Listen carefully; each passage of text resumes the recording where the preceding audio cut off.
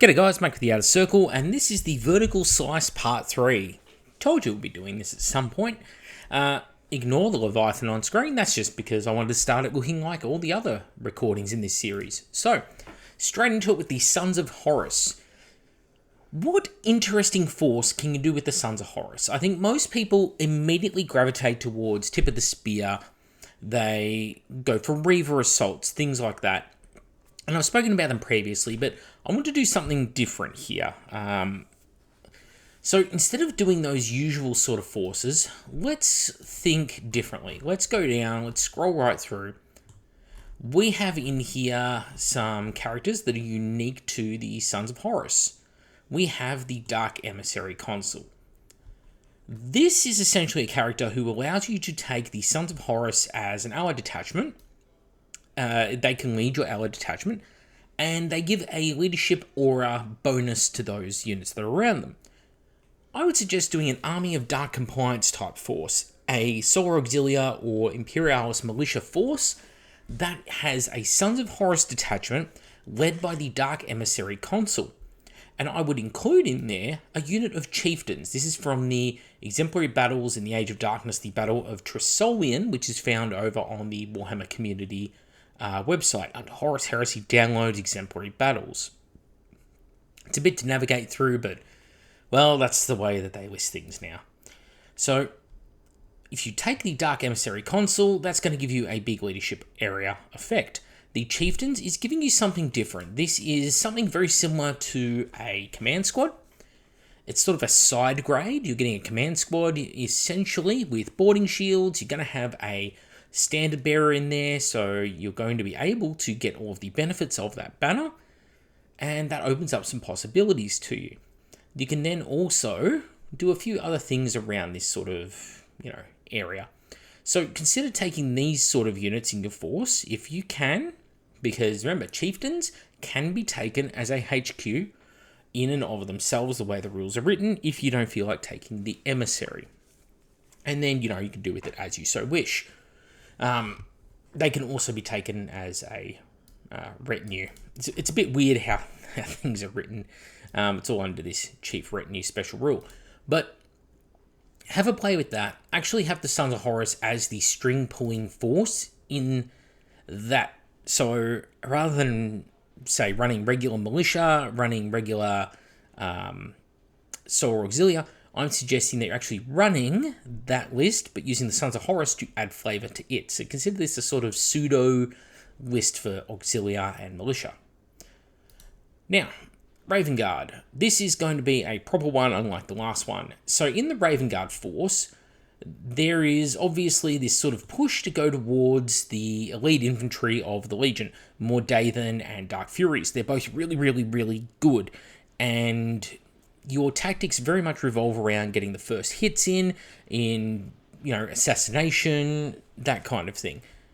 I would suggest that instead of going down that route, go down the route of the Carcharodons, the rejects of the Legion, the heavy assault units, namely Terminators, some Breaches, heavy Dreadnoughts like the Leviathan, the Deredeo. Turn that into a force. In the Exemplary Battles, the Age of Darkness, if you scroll down through this, you have the Exemplary Battles unit update, and in that unit update, you'll find the Raven Guard Deliverers. This is your core unit right here. They're going to be armed with Ravens, Talons, yes. So you're talking Superior Lightning Claws, but being a battle-hardened set of Cataphracti, they are really, really strong. And you could take this force as a traitor force. So you don't have to be locked into being loyalists with this. This gives you options, okay? So you can take the Raven Guard Deliverers and then make them the sort of core of the particular force that we're running here, of basically the Raven Guard, and head down that pseudo Black Shield / Carcharodon's 40k, the bloodthirsty. We spent most of the Great Crusade around the Sons of Horus and adopted their worst tendencies. We have pale skin and jet black eyes. We are more like a shark than the Raven. Okay, that aspect of the Legion, that temper that Korax sort of reined in, you want to exploit that. So I'm talking Cataphracti, Tartarus Terminators, breaches, and you can still add more Dathan in there. Just give them a mix-up of different weapons in the Force. So don't go for this sort of sniper rifles approach with the camo cloaks and things like that. Kit them out. Maybe you could look at doing something like Mark III, and they'd be, say, proto Mordathan, where it's like, hey, this is what the Mordathan were like back in the days when they were a bit more vicious, before Corax turned them into infiltration units. You know, really acting like this Force is made up of the sort of outcasts of the Legion, the ones that, you know, Corax either completely got rid of or he kept around only out of necessity. That would be the theme that would be worth trying. And there is a lot of perks to this, because unlike most of the regular Raven Guard lineup, where all of the units you're incentivized to take receive 0 benefits from the Legion rules, this Force, having Breaches and Terminators, you'll actually get rerolls of 1s to wound in close combat at the appropriate times. So Power Fist Thunderhammers become really devastating, potentially even Melter Bombs. If you're using Breaches, for example, to Melter Bomb Automata, things like that, could be very, very handy too. So consider it as an actual viable option for the Raven Guard. And again, it's one that you can take as both Loyalists and Traitors, so it lets you play more of a Black Shields role without having to take the Black Shields rules. And it's very fluffy and thematic, and paint scheme wise, you can get away from the black and white of the Raven Guard, and you can go with things like the Sons of Horus color scheme, the blacks and reds, or the inverted version that we see in the Exemplary Battles itself. I think they have an inverted version of that scheme. It won't be in this document because this document's pure rules, but there's an inverted version of the scheme where they're in red armor with black shoulder pads. You could do that, but I would really just suggest going for the Carcharodon's grey. So a sort of earthy brown grey tone to the armor with a charcoal black shoulder pads. Looks really, really hot, and well, it is. And consider using Tyrus the Red Wake, or a third-party miniature that's meant to be Tyrus the Red Wake, as your Praetor. And arm him with a Chain Fist and a Raven's Tail and Lightning Claw, because you'll get a bonus for having the 2 specialist weapons, and you get all the benefits of being able to use either the Chain Fist or the Lightning Claw. What's not fun to be had with this Force? Alright. Emperor's Children. Emperor's Children is the Legion that falls most into the trap of, we have elite units, let's use them. Let's not. We've got 2 routes we can head down with this Force. I'm going to pick the spicier of the 2, which is a Legiones Hereticus Force. Let's say you have Fulgrim transfigured, and you actually want to use him. You want to use Demon Fulgrim. You're a glutton for punishment. Yeah, you're going to take the Rite of War that's going to give you up to 5 Legion champions. You're taking that Rite of War, you're taking those Legion champions, and then you are scattering them throughout the army. I want you to focus on a bit of the perfectionism of the Emperor's Children here, and go for a plasma-heavy build. Okay? And with that plasma, you are getting preferred enemy on those units that contain the champions. Yeah, you might argue that's a sort of expensive way of getting bonuses on your shooting units, but think of this. You can have plasma gun armed tactical support squads. You can have those same plasma weapons in units like veterans. You can have plasma cannons on your Legionnaires Astartes heavy support squads. You might even consider using rotary cannons with pinning and attaching the champions into those squads. Preferred enemy rerolls 1s to hit and to wound is very, very powerful, and it syncs up well with Plasma in this edition. Plasma being, you know, mediocre. It's a really good combination of the 2 weapon systems. So you're turning from the original sort of fighting force that they're known for into more of an assassination force. Something close to what like the Alpha Legion are, for example. Think of it as perfection through assassination this time out with the Emperor's Children. Totally bonkers build, I know, but a very effective build to take. And if you're going to use Fulgrim Transfigured, it's probably the most viable for you. And I would suggest that you also look at units like the Inductii for this particular Legion, because Charnable Saber Inductii, especially if you get a champion in the squad, can throw out an awful lot of attacks, like 3 each on the charge. With Charnable weapons, they're going to cause a lot of damage. They will easily mince through most power armored units they come across. The trap with Emperor's Children is going for your Palatine Blades, your Phoenix Terminators, taking the Legion characters as Phoenix Wardens, that kind of thing. Just avoid it, okay? They're not great, any of these particular units, for what you pay in comparison to other Legions for their similar units. It's not that they're terrible, but it's more like you don't have the hard-hitting ability on these units to total enemy Death Stars. You have the ability to basically block them for a turn or two, because that initial charge, your Sonic Shriekers, your high weapon skills, your particular fighting stances, that just slows enemies down. It doesn't kill them. And their return attacks, and I know this, like playing Michael over the Horus podcast, he had a charge with Phoenix Terminators against my Salamanders Fire Drakes, which are one of the toughest units in the game. Like, everyone knows this. And after that initial assault was weathered by, multi-wound storm shields, like, I can take a good hit. And I was already heavily depleted. I was down to half the squad before he even charged. But what I was left to swing back with absolutely totaled him in the second round of combat, because I was able to use my Legion advanced reaction on the first round of combat, which gave me an additional bonus to my weapon skill and my strength. Not the strength mattered. There's still 2s to wound, they're Thunderhammers. But with re-rolling 1s to hit because of Forgecrafted Nocturne, it completely and utterly blunted a Chaplain-buffed Phoenix Terminator cohort with a Praetor. And my Praetor and 5 Fire Drakes were able to demolish them. In the first round, we basically just traded kill for kill type thing. In the second round, I just left none of them left. Like, none of them are alive. Just the sheer amount of attacks I was able to put out. At now an equal weapon skill, fundamentally, with the rerolling 1s to hit, made me the superior fighter. Spears and sabers are just not enough. Phoenix Terminators and Palatine Blades, Palatine Aquilae, all overrated. Even Cacophony. Cacophony are great, especially if you're taking the 3rd Company Elite Rite of War. But again, the trap there is like, what are you taking them for? What is their purpose in the army? I think what their purpose is, take a Master of Signals, pop them in, get easier, better shooting on the unit, because you're hitting on 2s now, thanks to the boost from the Cognis Signum, and you can now transfer their leadership of 10 to one of the other units in your army. Awesome, that's a use for the squad. But taking 3 or 4 units of these guys and filling out your entire heavy lineup with them does not achieve much, because there are better firepowered solutions available to you in this army. So consider that. Consider taking these sort of units and actually running them as a sort of assassination force for a bit of fun. Alright, Salamanders. For these Salamanders, I'm again going to suggest something a little bit unorthodox. I suggest that you run them with an allied detachment of Mechanicum. I think you should take a Leviathan Siege Dreadnought who has a claw and a drill.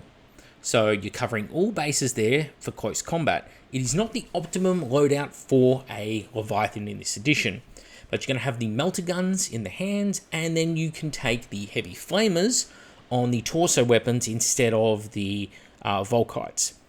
Again, far from the optimum loadout, but you're going to count this as something else. You're going to call this Leviathan Dreadnought Cassian Dracos, because that character is actually awesome, but the rules are monumentally, stupidly, badly written this edition. There's no getting around it, they just are. So let's call a spade, and let's just sub him in for something that is actually better approximating his stat line as to how it should be, and that is a Leviathan Siege Dreadnought. So you're going to take it, you're going to pretend it's Cassian Dracos, you're then going to take a Mechanicum detachment, and you're going to use Mechanicum BattleBots and maybe some Myrmidons if you're feeling spicy to help pad this lineup out. Now, I don't mind if you take a Forge Lord, as in the character, in one of your slots, in your Force Org and your HQ, in order to take some Castellax, for example, in heavy support. Cool, go for that. But the idea being that you're trying to represent a bit of Cassian Dracos' forces that are fighting during the Horus Heresy. I would also suggest that you take some adherents in here. So these guys have their rules in the Battle of Nikon City. It's listed there on the top. Adherents are troops choices, but unfortunately they're support squads, because of course they are. But they're all armed with very strong combi weapons, and I think it's 1 in 5 can take a Dragon's Breath Heavy Flamer. Yes, 1 in 5. So 1 in 5 models can take a Dragon's Breath Heavy Flamer in place of their Combi Flamer. Now, their Combi Flamer being minor combi weapons, you can shoot them every turn with their Flamer profile, and being Dragon's Breath, they are stronger. The Heavy Flamer, for example, is going to be Strength 6, AP 4.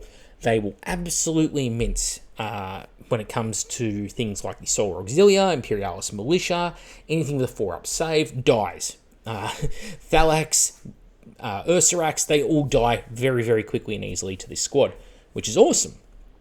But against the Astartes, you do still have your bolt guns to fall back on in the combi bolter part of the weapon. You can still put out a lot of wounds using the Heavy Flamer. You should only be taking on power armor. You shouldn't be taking on elite units with these squads. But using the Guided by Prophecy, you're going to roll a leadership check. As long as you roll 7 or under, then you're golden because you're going to be +1 weapon skill that turn. And the Sergeant can take a Thunder Hammer. These guys all have bolt pistols. They all have chain swords. You have a lot of attacks at potentially weapon skill 5 on the charge. The points is not too terrible. The only thing that sucks is they're not going to be scoring. But apart from that, take them. Take a unit or two of these guys because they are the diehard supporters of Cassian Dracos, because again, we're building a theme here. And then use this force essentially as a sort of anti-power armor component. Moving forward, denying objectives to the other person. Denying areas of the battlefield, using a lot of fire to do so, and knowing that you haven't paid a crazy amount of points to do so. They're a little bit expensive to first buy them, 20 points a pop, 140 for the first 5, but after that, they sort of come into their own, especially an Artificer Thunderhammer Sergeant here, can pretty comfortably challenge pretty much any tactical squad sergeant. You're going to have the edge most of the time because you're probably going to be fighting at weapon skill 5 with a Thunderhammer, and you're going to have, multiple attacks.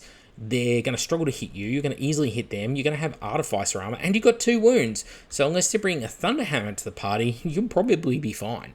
And it's probably a very effective way to run this force.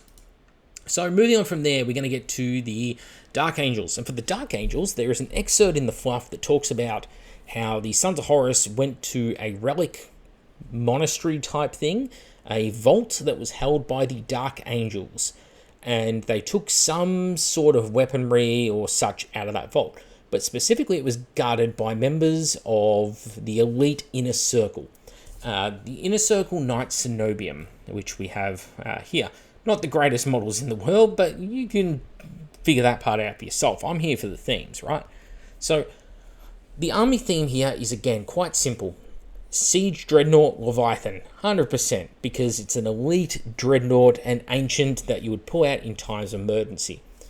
I want to be seeing Deathwing Companions in Terminator armor, not because they're really good on the table, because they're really thematic on the table. This is a Pride of the Legion force with Inner Circle Knight Cenobium in one slot, and the Inner Circle Knight Cenobium Order of the Broken Claws, which is again in the Horus Heresy Legacy Exemplary Battles Units Update 1.1. That's this document down the bottom center here. Yeah, I know the website's a mess.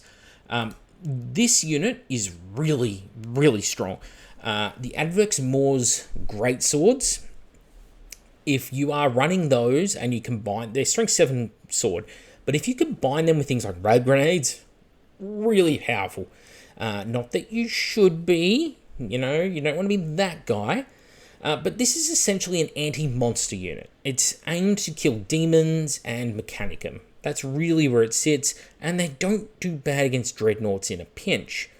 So you're taking the 2 flavors of the Cenobium and no more than that, because this is really strong already, especially if you go hammer heavy on your Inner Circle Knights instead of sword heavy.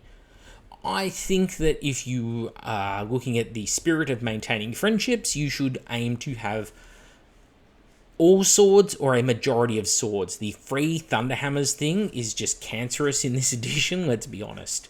But this force is exactly the defending the vaults force. So your Leviathan and the Cenobium and the Broken Claws Cenobium and the Deathwing Companions is all there in order to sell the idea that this is a hand-picked elite force whose whole job is to guard the relics. And the fluff is, this is the survivors of that force, or people related to them dispatched to return the stolen relics back to that armory.